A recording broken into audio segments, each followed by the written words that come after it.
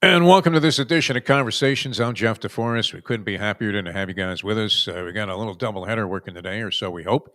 As we're going to start it out, we want to zero in a little bit on the next couple of weeks worth of shows on what I think is the greatest degenerate opportunity that's ever been presented in the history of mankind, and that is betting on the Kentucky Derby. We wanted to get some insight into it, and what better viewpoint could we get than to look at some of the contenders and then, of course, the rest of the field, through the binoculars of the great Gulfstream Park racetrack announcer, known as Announcer Pete. Repeat performance here on the show, backed by popular demand. Speaking of Pete, Pete Aiello joins us here on the program. Peter, how are you? Thanks so much for being on the show today. Always a pleasure. Hopefully you don't have any guest hosts. I felt like it was this is my life the last time. It was great. You know what? It was a terrific response to that, and everybody loved the conversation that you had, and that's what the show's title is, and what we were looking for with you and the great Frank Miramati, who we may have to also feature at some point here, as we have a couple of weeks left to preview the Kentucky Derby. Your thought and plan of attack. I've had many experiences with the Derby. It happens to be one of the few big races I normally bomb out dramatically. Breeders' Cup, I could tear up my tickets before I start. A lot of these big days, I'm better on the second race at Beulah Park, a good, robust $2,500 claimer with a bunch of broken down horses that have been shipped in from various other bastions of indifference when it comes to thoroughbred racing. But the Derby, for some reason, I mean, it presents such great betting opportunities. The pools are huge. They're swelled up like they just got headbutted by Evander Holyfield. Remember when Rasim Rockman had that second head? So they're ballooned up to their maximums.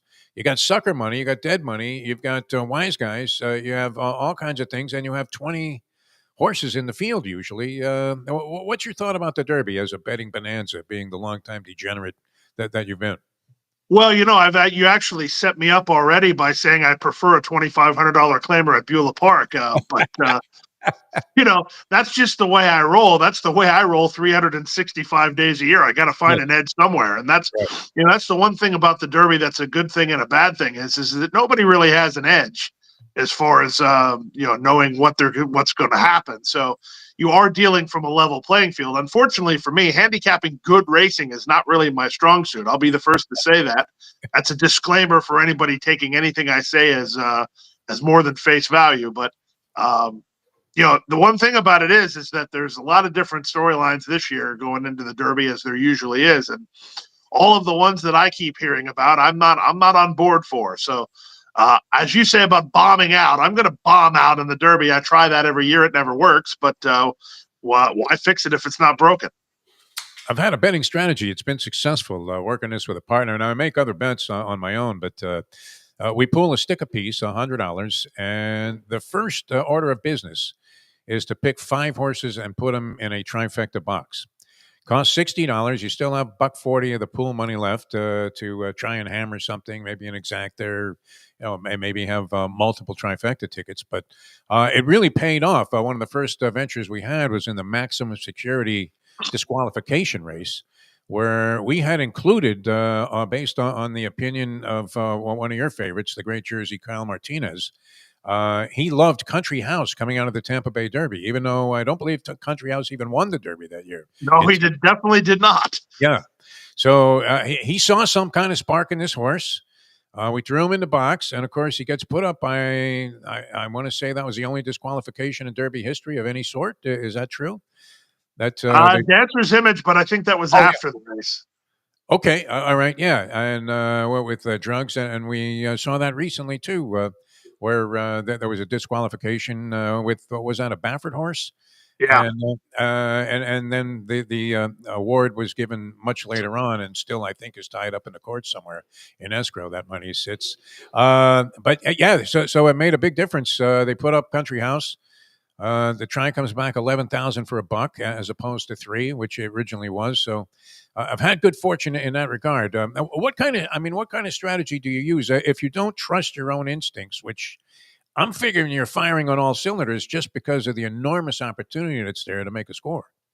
Well, the thing about it is that when you got 20 horses coming from all over the country, it's hard to follow every horse's journey to the race. It's hard to have a gauge on every horse going into the race, from all over the country. You're just reading what's being fed to you from social media and wherever else you get your racing news. So, I feel a lot more comfortable talking about the South Florida based horses, but then you have this horse that's supposedly the universal good thing in journalism that I think he's beat 3 plow ponies and 2 Clydesdales on the backside. I mean, he's running against decent enough horses, but he's running against no horses. And one of the strategies that I've had, that usually steers me in the right direction as far as swinging against some of the high profile horses is that, the Derby is a race very unique. The horses will never run a race like that in their life. And what I mean by that is that there's so much about getting in a rhythm. And a lot of these horses are good at getting into rhythms. Journalism, a prime example, when he's got 4 horses to beat in the Santa Anita Derby. But when there's 19 of them fanned across the course and the jocks have to weave through traffic and the pace is a lot faster than it was, and he's getting kickback from on a track he's never ran against before. So, anybody who's handicapping and betting the Derby, the one thing that they're all looking at that we can't deny is that everybody's doing something they've never done before. So my strategy has always been who's going to be able to handle that adversity better than others. And Well, for and the me, track surface is unusual compared to others. I don't know. right? They always talk about Churchill Downs, and having walked on different tracks, it is kind of weird. The surface there at Churchill Downs. How does it differentiate in your opinion? And how much do you have to take into account horses that have had no trips over that track? Well, and a lot of them won't unless they've ran in the Kentucky Jockey Club or something as a 2-year-old, and then that's not fair because you can't hold against them. You can't hold that run against them because they could be a lot better animal now than they were then. But one of the best horses I've ever seen, he hated the Churchill track in Point Given.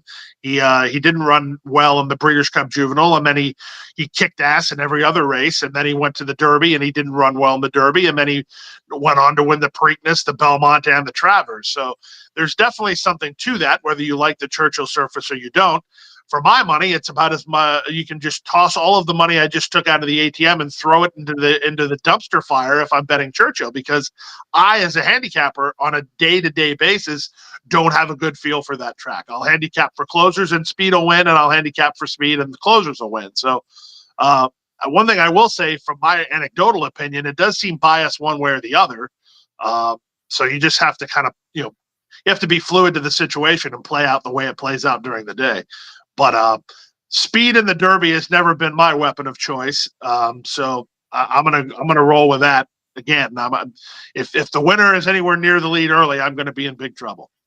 Yeah, usually a burial at the end. Pete Aiello, Gulfstream Park track announcer, a great track announcer, recognized around the country. I would imagine eventually one of the networks wakes up and brings you in to call the Derby for him and these other races after your sensational performances on the Breeders' Cup stage. So looking very much forward to that. There are so many different angles to pursue here, but and we used to always, when I was covering racing on a much more regular basis, talked about the various paths to the Kentucky Derby. You mentioned journalism running against these 4-horse fields. Barnes was a horse that they paid $3.2 million for that was supposed to be a Baffert monster. Actually, he was unveiled his maiden race at Churchill Downs. Right. And it was like life and death at 1-9 to win that race. And then you started looking with more suspicion at that horse. He was one of the 4 other horses in that race that journalism smoked the field in the Santa Anita Derby. But the California path is one. I tend to discount it a little bit.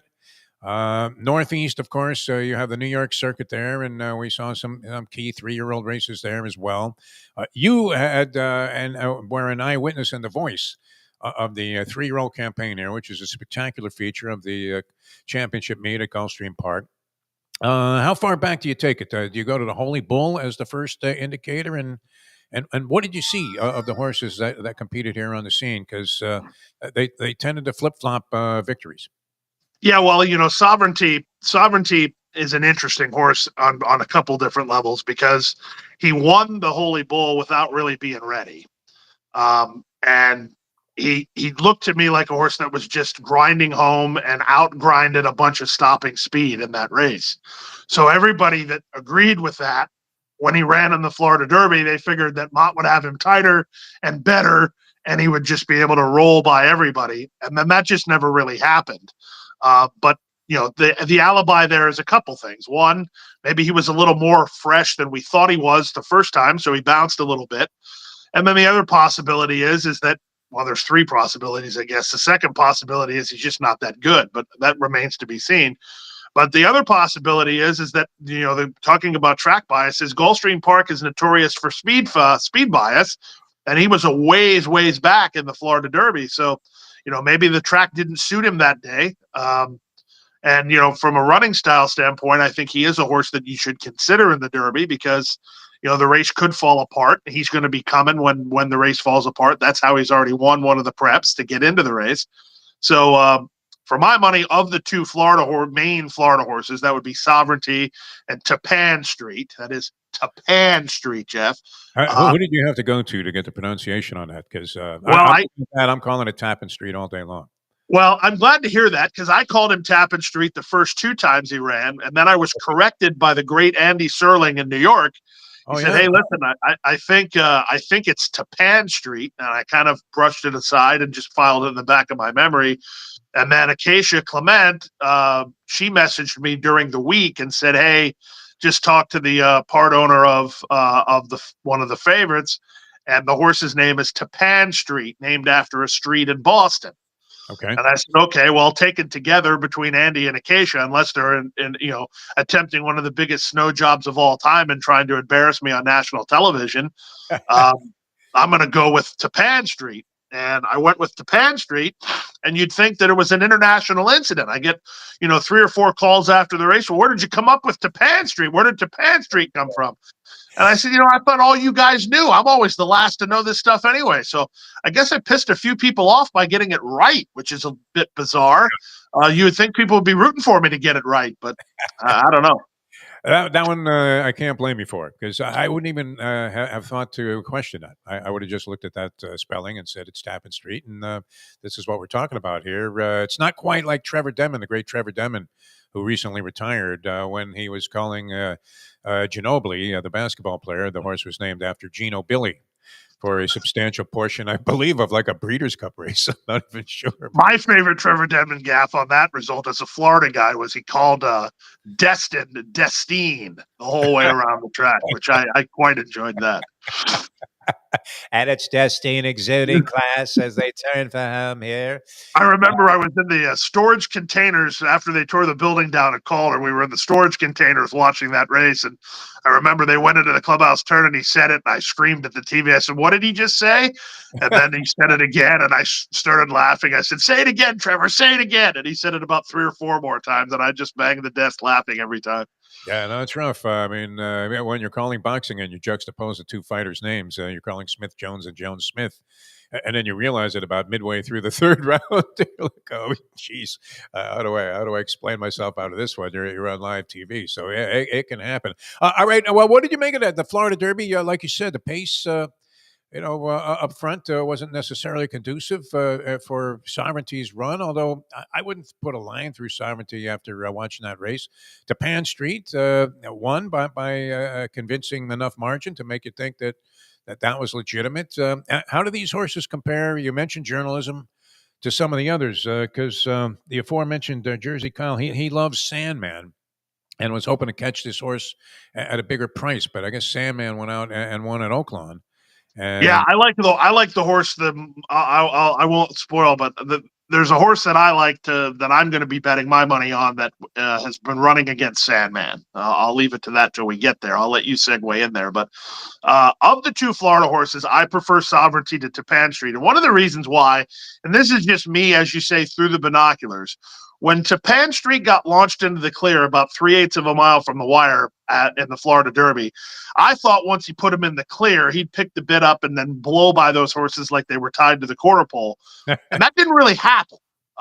He won, and he ended up winning easy. But the response wasn't instant, and that was a little concerning to me because I think that visually it's a little deceptive. If he's not picking up the bit, he's just out finishing tired horses, then I'm not as impressed as if he just rolled home and had plenty in reserve. Right. That's not to say he didn't. I'm just saying that from my perspective from the booth, I expected the move to be a lot more electric than it was. All right. Among the other contenders, and you mentioned that you may have your secret sleeper double key gold wheel unsealed exacta special that you're going to release here on the show, which is great. What we saw Rodriguez with a win, in the Wood Memorial. That was I don't know how impressive that was to you. I got 3 words for you. I wish we had a sound effect like the old Neil Rogers show where we just had somebody yelling it and then we could just play it. Chuck him out! Chuck him out! Okay, so you're putting a stripe right through, as Richard Dreyfuss was recommending in Let It Ride, putting a line right through Rodriguez. So among the other horses that are expected to be entered in the race, do any stand out to you as possibilities? And is there a Bommarooski we can throw into there? Yeah, there is a Bommarooski. He's already beat Sandman. Okay. He beat him in the Rebel. It's the Cinderella story, but this is as much my head telling me that I can bet money on this horse as wanting to root for him for a variety of other reasons. But I'm gonna have a few dollars on Coal Battle. Okay. I love that he's scrappy. I mean, we talked about being able to handle a trip that is somewhat nightmarish. He's got some tactical speed, so he can kind of make his own trip, or he's not going to be too far out of it, where he's going to be, Mime That Bird or Street Sense 19th and last going around the turn. I love the old school horsemanship from Lonnie Briley, who nobody's ever heard of and they probably won't ever hear of again. One of the things I love from a karma standpoint, if anybody believes in karma, fine. If you don't, then you can turn off this show. But how many times in horse racing, if you follow it, does a lower level rider get to ride a good horse going into the Triple Crown Series, and then by the time the Triple Crown Series starts, they are still riding them? Never happens. Right. Never ever happens. I mean, they take these guys that, the old adage, dance with the girl who brought you. That never happens in horse racing, but it's happening with Coal Battle. Juan Vargas is going to get to ride Coal Battle. He's the regular pilot for that horse. They're not fixing something that's not broken, and I love that. And completely meaningless anecdote as it relates to Juan Vargas. He rode at River Downs when I had first started calling races at River Downs, and he was a master on the grass. We called him the Cat, El Gato, at that time. And nobody had ever heard of him, and nobody expected to ever hear of him. So to see that he gets to ride in the Kentucky Derby is pretty cool. And, Sonny Leon was riding at River Downs and won the Kentucky Derby a couple years ago. So it's not unprecedented. No, it was great. In fact, I'll never forget. I was at the track getting ready to make some preliminary Derby bets, and then I was going to get out of there and watch the Derby. And there was a guy named Dave who knows everything about racing, of course, but you've never seen him cash a ticket. And he looks at me incredulously and says, "What are the chances of Sonny Leon winning the Kentucky Derby?" And I immediately plunked down a 20 on the horse. Did you really? Yeah, and I thought they're excellent now, Dave. That you mentioned he has no shot. So I mean, to what extent do you factor that in? I'm a big believer in the gods of gambling, and we know they can be particularly cruel. Pete Aiello, you know this as well as anybody out there watching or listening to our approach to betting the Kentucky Derby. And I'll never forget. You have to learn how to read the signs from the gods of gambling. In the 2009, you referenced the Mind That Bird Derby. All signs were pointing to Mind That Bird, but I didn't have the intellect to be able to interpret them and make the right deduction. We're talking to, was it Jim Hissam or something like that? Calvin Burrell's agent? Hissam or Jerry Hissam. Hissam, okay. So we're in like the gold room or something. I don't know. We had access to that through the lovely and talented Leslie Visser. Otherwise, they would have thrown us right into the streets immediately and had us escorted out. So we're talking Hessam, and he's talking about Rachel Alexandra with Calvin Burrell, who won the Oaks that Friday. Makes no mention of Mind That Bird, zero mention whatsoever. All right, so you're thinking, well, maybe there was a sign there that, well, who does Burrell have in the Derby? And he's a multiple Kentucky Derby winner. Then I go back to the hotel to get something, and what is there a feature on but of Mind That Bird, and how this horse kind of came out of nowhere and was vanned in from New Mexico or something the day before, and they like robbed the U-Haul. It broke down at a gas station with this potential Derby winner, in the back there, in like a one-horse trailer. And then later on that day, I'm doing a broadcast, and who walks through? I'm looking. I'm like, how did this hillbilly get access to the backstretch? And it was Chip Woolley walking by me. So all signs are pointing in this direction. Do I bet a dime on a horse? Absolutely not. And then I watch him, and not just, they said it was a big, bold ride by Calvin Burrell up the rail, but he really won the thing by daylight. I mean, he jogged by like 8 lengths and paid $100+ and it's illustrated in the movie 50 to 1, which I haven't had a chance to see. I can't find it, but it's supposed to be great. I found it. It might be better to just have the Defoe version. Yeah, but I mean, to what extent do you follow Gods of Gambling? And I mean, you've been doing this a long time. I mean, have you learned how to distinctively read the signs? Because I whiffed on that in 2009. Well, I don't ever have any signs really like that. I think the only sign that I have is that the first Florida Derby winner I ever called, I said, well, if this isn't karma, I have to bet. I don't have, as a general rule, the Derby day is a big trap because I look for, like, as we talked about, I look for an edge, and on that day there is no edge. I don't care who you are, you don't have an edge. Right. Even if you think you do, you don't. And if you think you do, you're even more, to your point, you're even more dead money if you think you have an edge on the Derby. But the first Florida Derby winner I called was Always Dreaming. I said, well, I got to go with him in the Kentucky Derby, and that's the last Kentucky Derby winner I picked. And now I was on Always Dreaming, now just to toot my own horn, because I'm very rarely right about good racing. I said Always Dreaming was a Kentucky Derby contender when he won an allowance race at Tampa in February. Wow. People said, who are you even talking about? And I said, Pletcher's got one that he's obviously managing for a reason, the way he's, why would the horse be running in an allowance race at Tampa? But I was a fan of his from the word go. So that was the last time I was right, for anybody keeping score at home. Well, and it's interesting too because, and you would be able to address this because you see it. I mean, you're watching these equine athletes, and you see how their performance evolves, and it's a big transitional year. So it's not out of the question that a horse hasn't quite matured yet to the point where you would consider him among the favorites to win the Kentucky Derby or any Triple Crown race. But then all of a sudden, it all kicks in. They have some kind of physical epiphany, and they're ready to go. And that's why you get some big prices there. And that's the reason why I struggle with not only the Derby, but with good racing in general, because for me, you're having to there's an extra layer of handicapping involved in betting on good racing on a regular basis. And that is, what is the trainer's end game? As far as the form cycle goes, I want to bet the trainer that owes the feed man and needs to win a race on Friday so he can pay the feed man, because then there's no intention. The intention is to win. Right. But, when you're talking about the Triple Crown Series, the intention is, they want to be competitive and they want to get enough points to get in the Derby. But most of the trainers are trying to have a peak performance on the first Saturday in May and make sure that they're not a race over the top going into that. And that's obviously the right goal, but from a handicapping perspective, I struggle with that because the horses I think are a race over the top aren't, and the horses that I think are rounding into form never do. So for me, I'm damned if I do, damned if I don't. But that's the thing about sovereignty that kind of itches me where I'm scratching, is that it looks like this horse Mott knows what he's doing, and I'm a Mott fan. So the fact that he didn't fire the big shot everybody thought he was going to fire in the Florida Derby, I almost feel like that was by design. All right. As an observer of the Derby, obviously you're always working on Derby Day now that you're entrenched there in the press box and the announcer's booth at Gulfstream Park.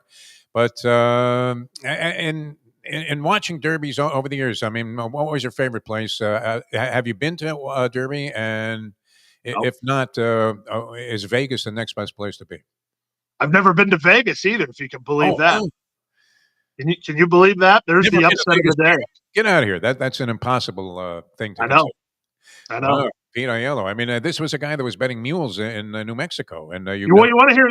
I know this is off the beaten path, but your fans might actually enjoy the war that I went to with our friends in Florida that operate the sports book the other day.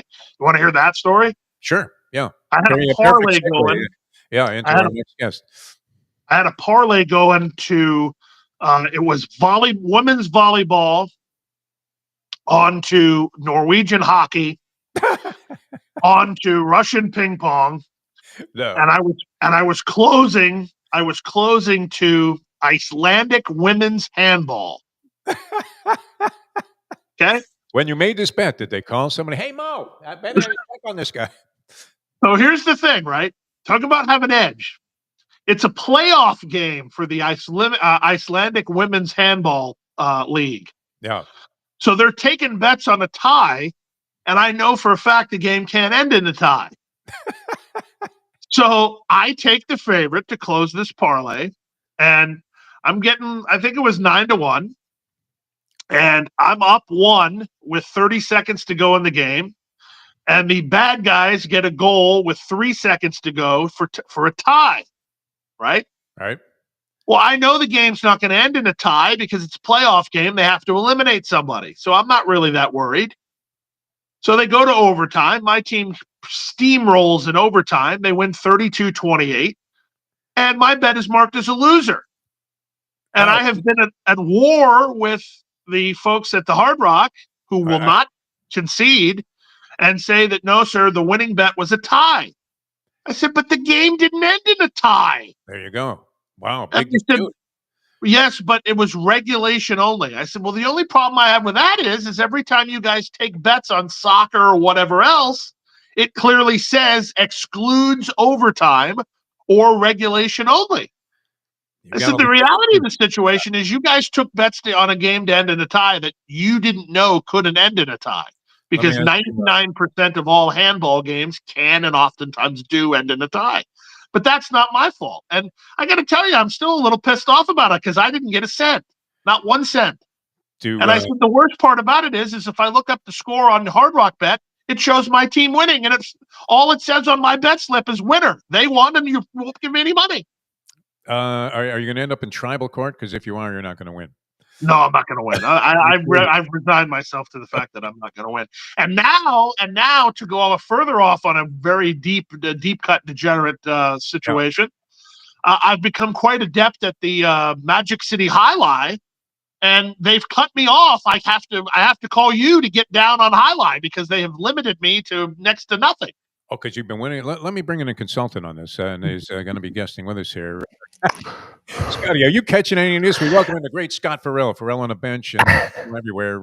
Been a long time. I couldn't leave you out of the story because it sounds like it's right up your alley. How are you? That's Pete Aiello, the great race caller at Gulfstream Park. Yeah, of course. And I don't know how many times I've been drunk at Gulfstream and at the Highlight down in where was that Highlight? I used to go there with oh my God, that when I lived down there in Miami. You had Dania Highlight and Miami Highlight. Yeah, I went to the Dania one all the time. Yeah. I used to go with what was his name? John De Silva from the New York Post, right? Yep. There you go. Oh my God, the trouble I got in at that place and at Gulfstream. I love those places. They were awesome. I even used to hit the Sarasota dog track as well when I lived in Siesta Key. That's when all of my gambling problems started, Defo. At the dog track. You know you got a problem when you're betting on animals. Yeah. Now, let me ask you this, though. I mean, what did you make of this? Pete, he has a winning ticket, and they won't pay him on it. Listen, all I know, the moral of the story is that I learned a long time ago, if you win, they're going to shut you down. They don't want anyone that's smart, that's sharp, that's a player that wins, that cashes tickets. They like stupid people. And they love stupid people. They love to give them their little $150, $200 with your $5 and all their other nonsense. But the reality is I've been literally cut off at every one of them. I can't bet at any one of them anymore. I literally have been shut down at every one of them because of the amount of money that I can win. And that's just straight up. And I don't BS you. Like, I've lost a lot too. Fair enough. They love when you lose. They just won't have it with you winning. And they shove those commercials up your tuchus.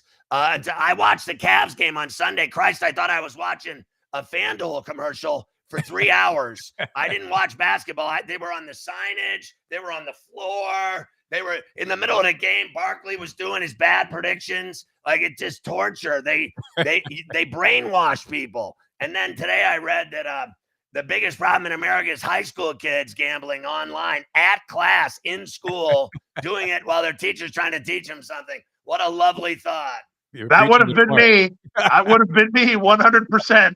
If my grandmother would have known how to play slots on a phone, she would have lost everything. She would have been dead. She outlived 9 popes. She would have been dead after like the 4th pope. Like Pope John Paul II, she would have been dead.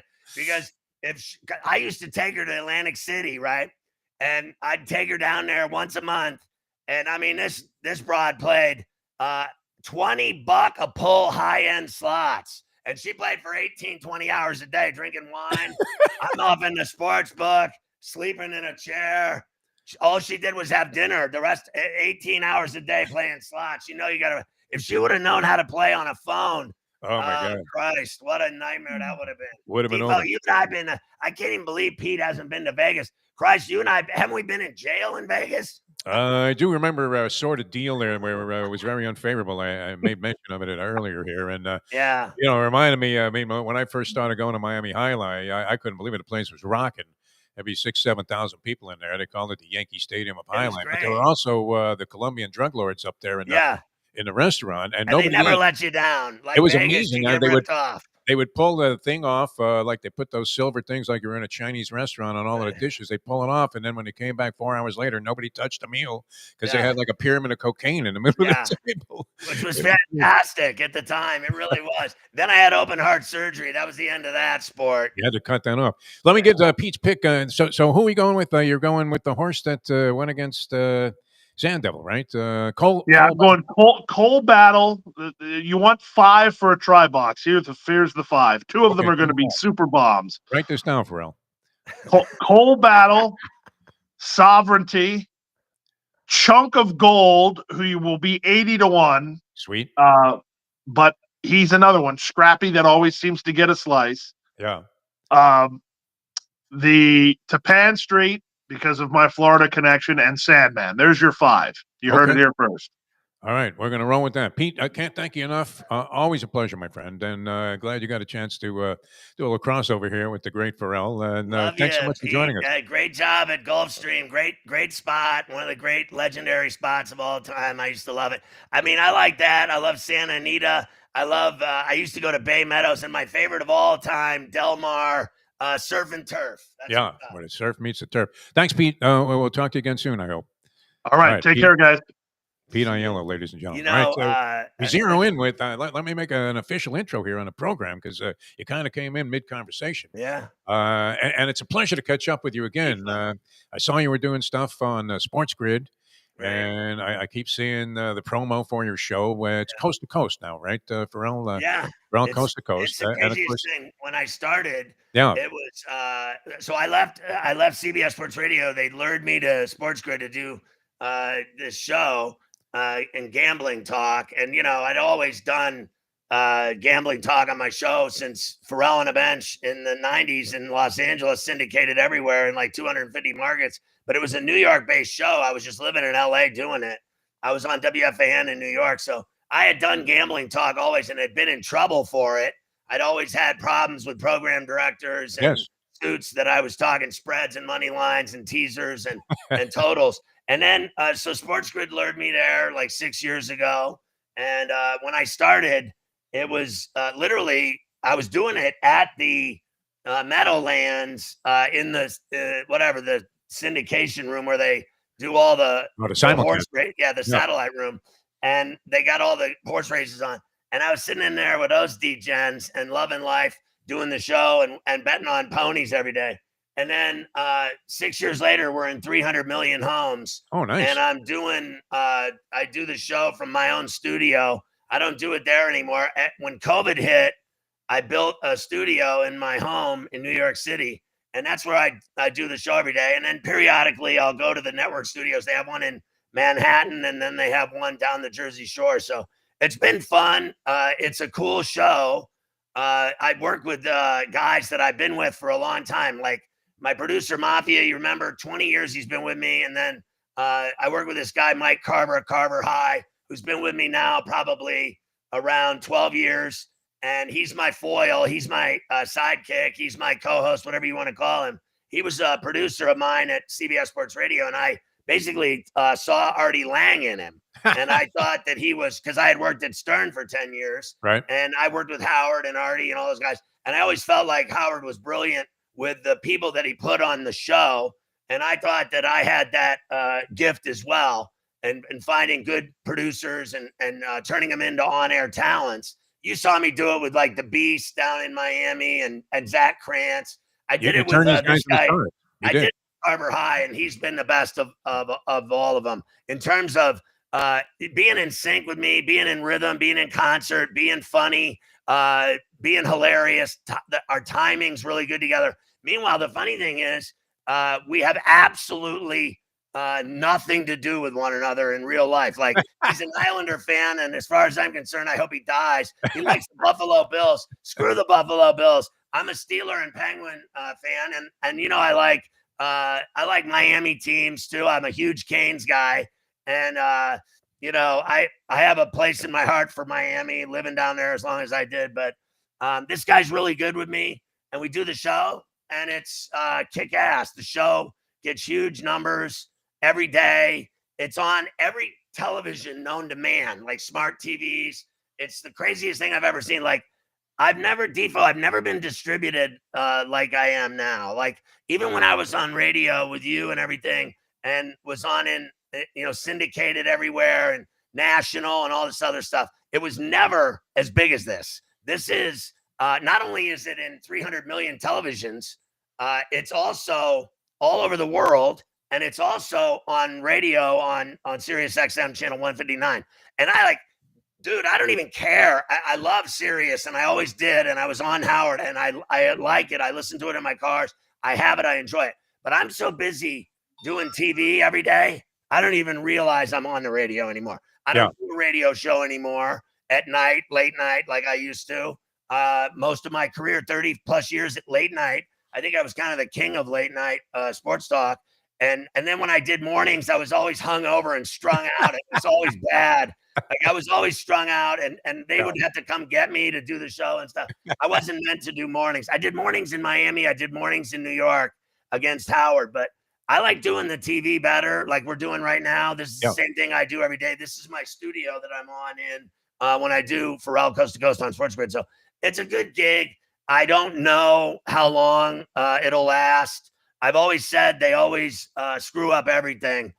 Suits ruin every show I've ever been on. They've always meddled with my shows and ruined them. And I hope that doesn't happen. I've always told them when I'm out with them, like in Vegas or something, having dinner and drinking, or at the Super Bowl, I'll go out to dinner with them and drink with them. And I'll say, I never tell them what to do, these bosses and stuff, but I'll say to them, listen, I've been doing this 41 years.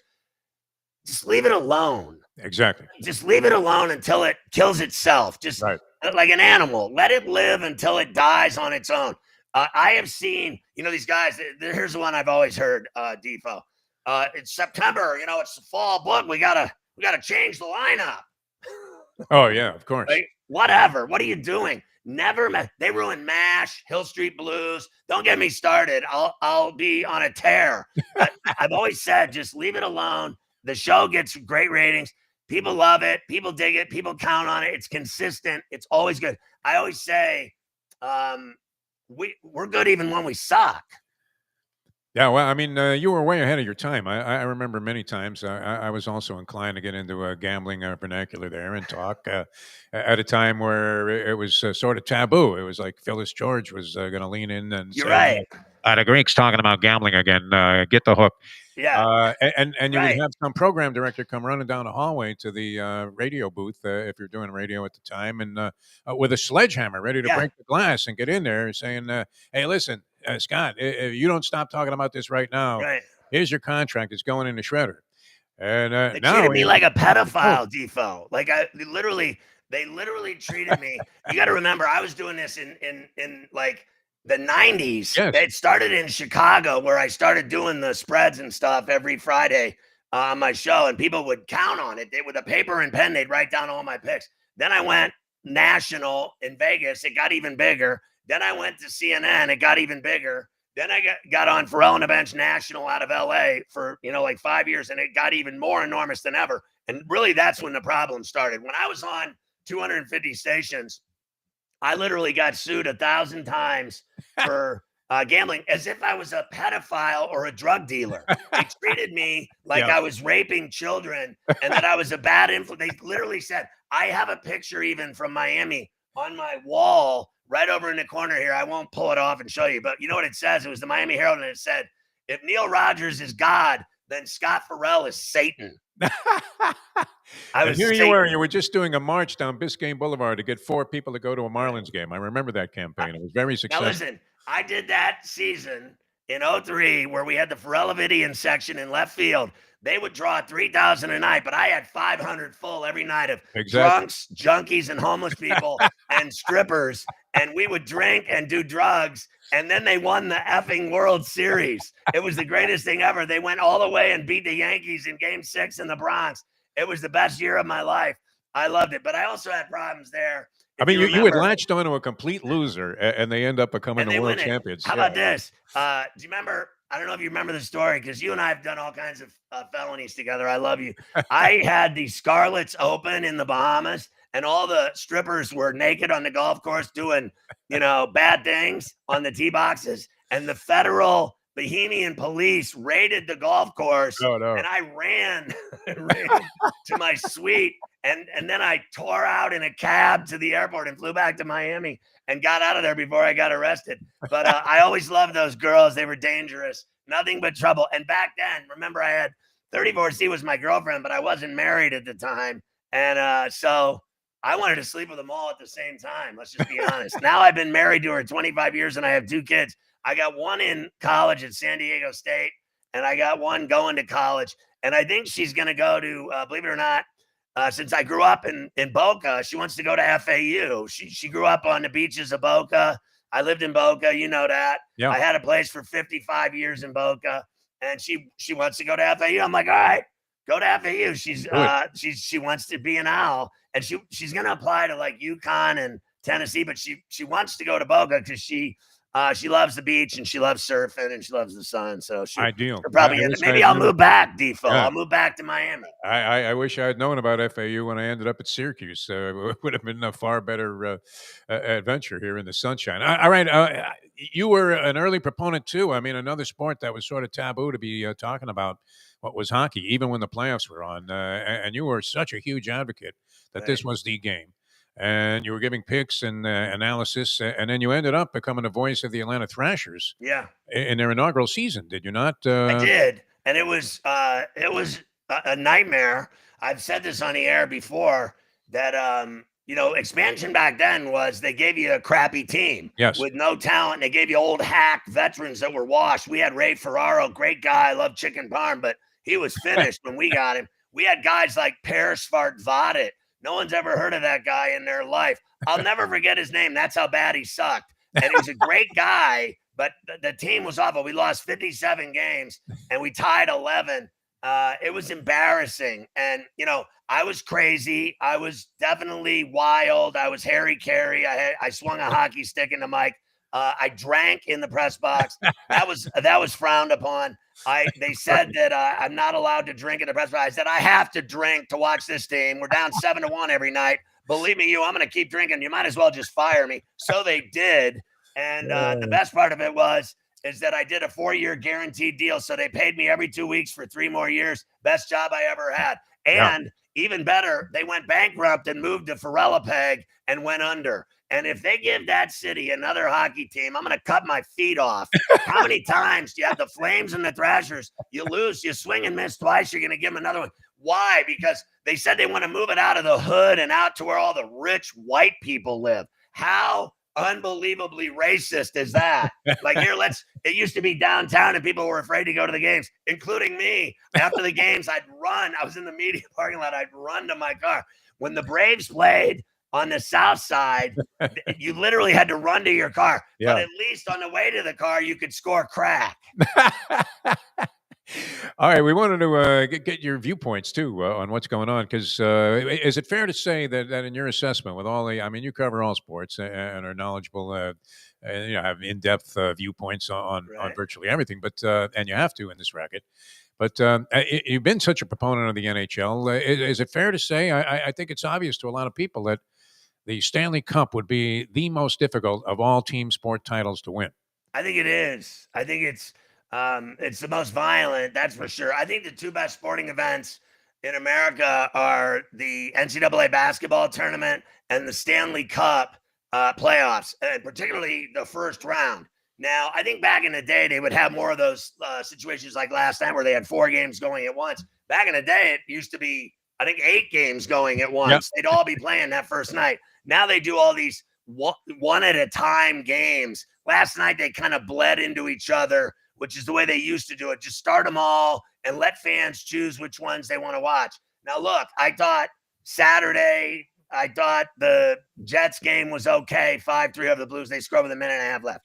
I thought what was the second game on Saturday? It was Dallas. They lost, right? Yeah. 5-1. Then I thought Sunday, all 3 games were terrible. I'll give you this. The Vegas score with a second left, hit the over, and hit the puck line, laying the goal and a half. I think they're a dangerous team. I thought last night's games were terrific. Washington, Ovechkin in overtime. I thought Dallas scoring late in overtime, 17 minutes into the overtime. That was a great game. I thought Edmonton coming back from 4 down to tie it, only to lose with 40 seconds left to the Kings in LA, was a really good game. And frankly, the Jets 2-1 win over the Blues on the Connor goal was a good game. I think the Stanley Cup, my Penguins won it 5 times. It was the greatest things. Those 5 were the greatest things I've ever seen in my life in terms of pure happiness and joy. When they win it, when your team wins it, it's glory. It's phenomenal. Like when the Panthers won it, it was incredible for Panther fans that had long suffered. Penguins in 67 were as bad as the Thrashers. They were awful all through the 80s. Then they got Mario Lemieux. They won back-to-back with Lemieux and Jagr. Then they went back-to-back again in 16 and 17. They squeezed in 09 after losing in 08 to the Red Wings, beat them in 09 in Game 7 at Joe Louis Arena. Greatest moments of my life. In fact, I've said this on the air, and my family knows it's true. Those 5 cups mean more to me than my wife and children's birth, because I've only known her 25 years. I've known my son 21 years. I've known my daughter 17. It's not, I've been a Penguin fan for 50 plus years of suffering, and it'd be like being a Bills fan and they've lost 4 Super Bowls, and every year you lose in the title game and you want to win one so bad you care more about it than your family. And then I've been lucky with the Steelers because they've won 6, and I went to all 8 of their Super Bowls, and I saw them win 6 Super Bowls in person, and I've been to 30 straight media rows at the Super Bowl, and I've been to 15 actual Super Bowl games. But I'd say the hockey's the hardest to win.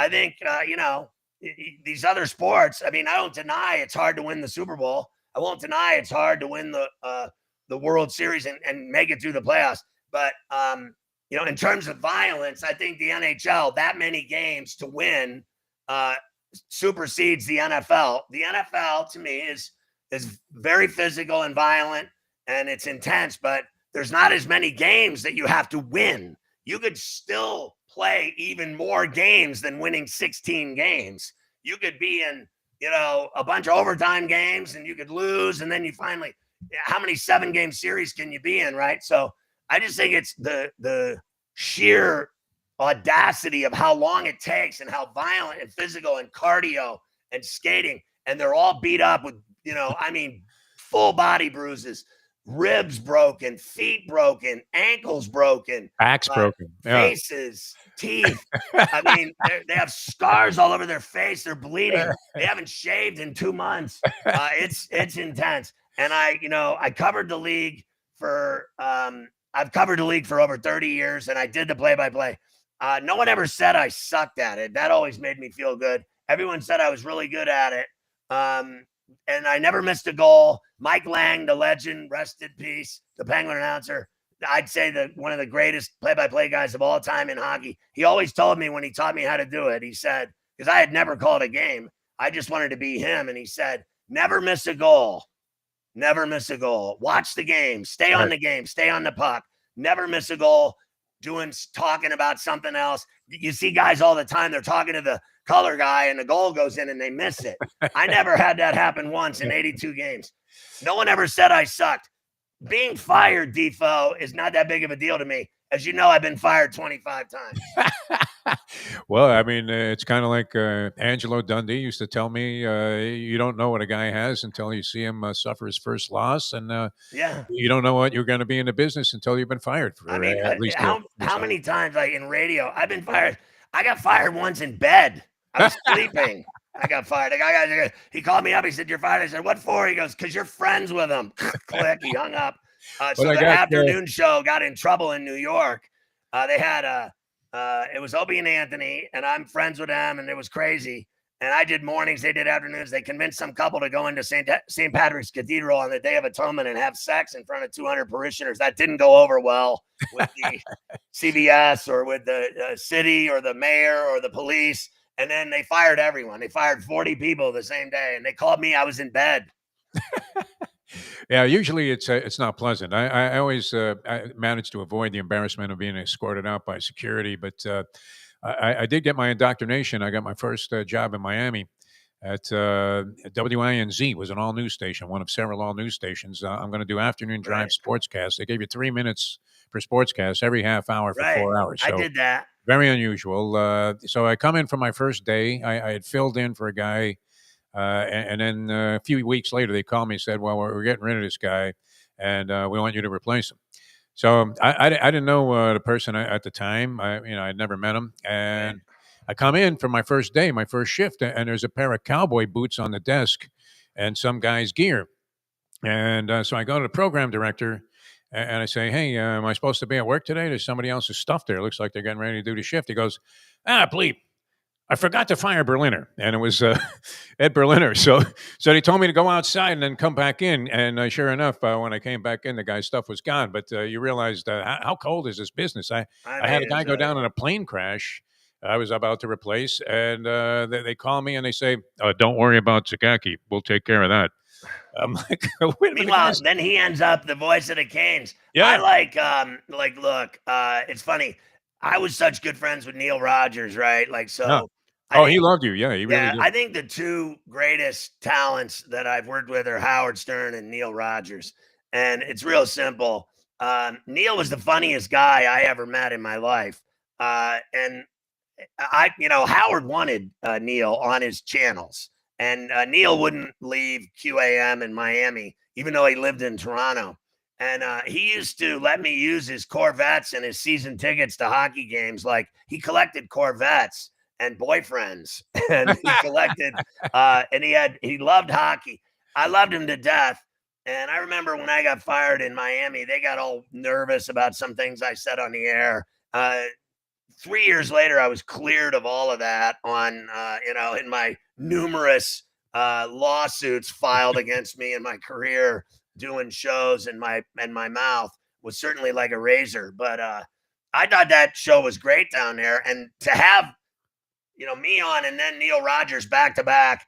I mean, that was a moneymaker, and they screwed that up too. So I thought that, and the guy that screwed it up, he's selling bananas now. So, I've never worked around so many idiots in all my life, because that was one of the greatest back-to-back shows I ever heard. He loved me because I was crazy and I said crazy things. And the stuff that he got away with for 20 plus years in Miami on the radio, literally all of it would be felonious now. Yeah. He'd be so fired. He wouldn't last 5 minutes with the stuff he did on the air. Don't get me started on the stuff he said about every race known to man. He went after everybody, the blacks, the Jews, the Catholics, the politicians. He farted and pooped on the air. It was the most unbelievable show. His drops were so funny.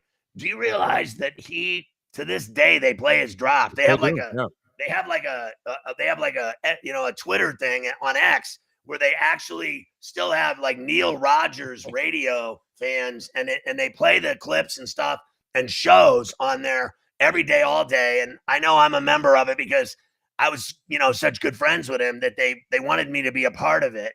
And I admire him. George died too. George Rodriguez died. And those were really dear friends of mine. And I'll never forget my time working with him in Miami. It didn't hurt to get the thumbs up from Neil for your program either. No doubt. Definitely I was lucky. I I think the first day on the air, I said I slept with Dan Marino's sister. That pretty much that one started off with a bang.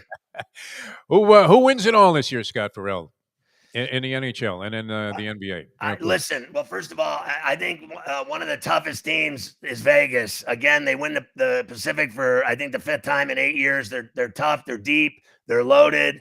They're hard to beat in that building for sure. I don't think there is much of a home ice anymore in hockey. Anyone can win anywhere. It happens all the time. Teams win on the road. But I think they're a really tough team in both places. They're good on the road. They're good at home. You always got to be good on the road to win the cup. I'm not sure they're going to win, but I think they have a good shot. And I still think time will tell. The Leafs never get it done. People think that they're going to win it because they won a game 6-2. They always screw it up. I think the Florida and Tampa series is going to be enormous.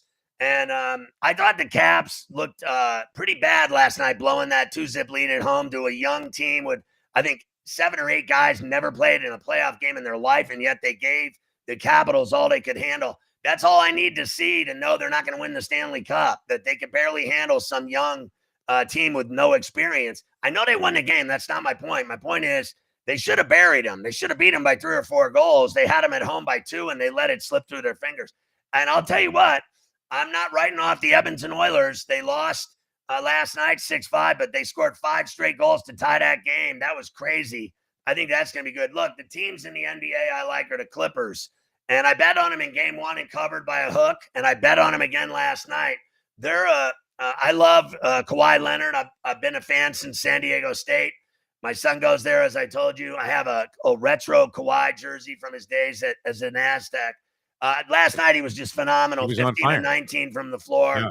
When he and Harden are going and Zubats is doubling and Jones and Powell get involved, if they have 5 guys getting involved, they are brutal. Now they're going home. I think they're brutal to beat. I think they're going to be really hard to beat. I think they're going to finish Denver off. I could be wrong, obviously. I think Denver is equally as tough with Joker. They can do whatever they want. They're really good. But the Clippers could have won both those games in Denver. Remember that. They had them by the balls both times.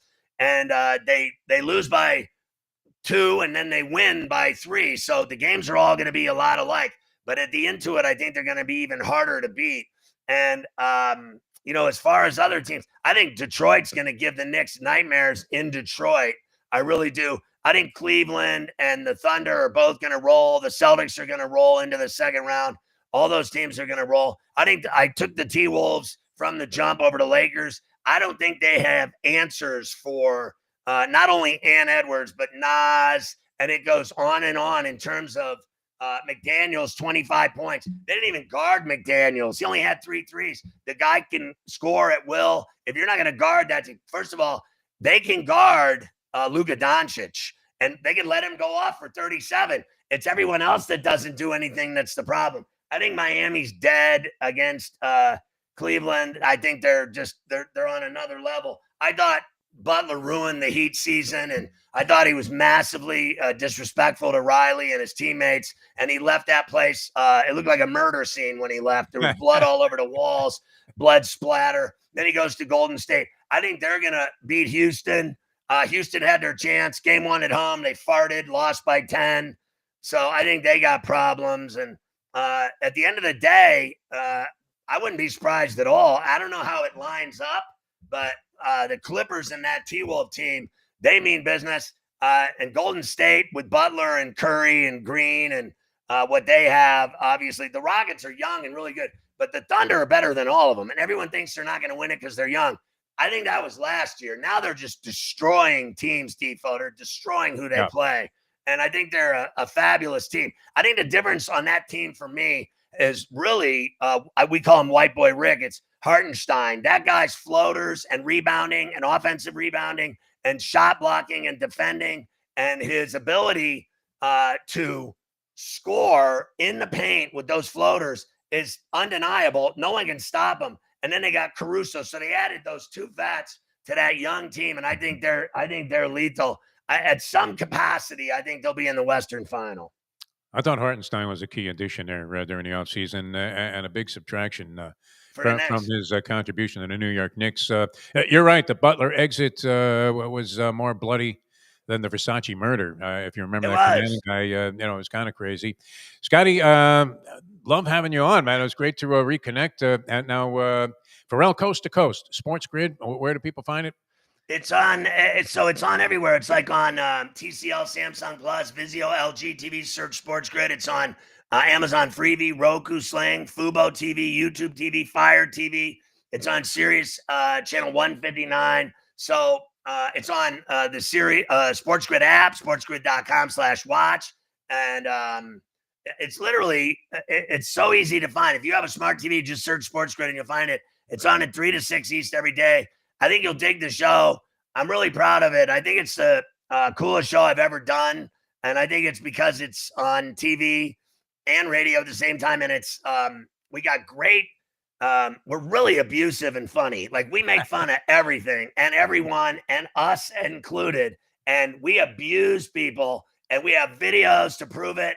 We have audio to prove it. All we do is laugh and crack up and lose our shack, as I like to say it. It is a fantastic show. I think people will dig it. And it's great to see you, Defo. You know, I love you. See you. You look great, my friend. My man, that's not bad after open heart surgery. Huh? I should be dead. No. Look like you could go 12 with De La Hoya today. I did a lot of drugs and booze in my day, Defo. As you know, I had to try everything just to make sure the girls would chase me down the street. You know what I mean? Yeah, I mean, I'm defying all modern medical. I play basketball 6 days a week, Defo. So I play. So you know those lifetimes they have them down in Boca and in Florida and Miami. So they have a national league called U Hoops, and I play in it. I played like over 275 games in like 8 years. I won 13 championships. I'm a big boy. I'm 6'4", 240, and I can ball. And I play with all these retired NBA and D1 players. Nice. They're amazing. And my team wins championships. I play every day I can, Monday, Wednesday, Friday, Saturday. I play Wednesday nights in the league. And after I had open heart surgery, I can't believe that I got back. It took me 14 months to get back to playing basketball, but it's like it never happened. I'm really lucky because so I have this heart monitor I wear when I play that they gave me at the cardiac unit. And the guy had it engraved for me. It says, my name was 30 minutes to the morgue. Perfect note to end on here. I got lucky that he saved my life. I think my wife wanted to bang him. Are we on the air? We are. He was really good looking. He was Greek. He had perfect teeth, thick hair, tan, had a Rolex. It's good that you don't get this stream of consciousness on Ferrall's show either. Scotty, man, a pleasure. Thanks so much for doing this. It was great reconnecting with you. Thanks so much. My pleasure. I love you. All the best, brother. I'm glad you're rocking still. All right. Thanks so much. Scott Ferrall, ladies and gentlemen, here on Conversations. Well, that was sure fun. Scott Ferrall and, of course, Pete Aiello. We got some insight into the Derby. And, I don't know that anybody really was as involved, observed hockey anymore insightfully than Scott Ferrall did. Really puts his passion into it, and hopefully he comes out with a couple of winners for you in the NBA and the NHL. We will see you tomorrow morning. You can catch us every morning right here on Bleacher Brothers at 8 till 9 o'clock with our Defo show. And, of course, every Tuesday, now at 10 o'clock, we lay this thing out, Conversations. And thanks to Pete Aiello and Scott Ferrall for joining us here on the show. Until next time, have a great day, everybody. And we'll see you on the next edition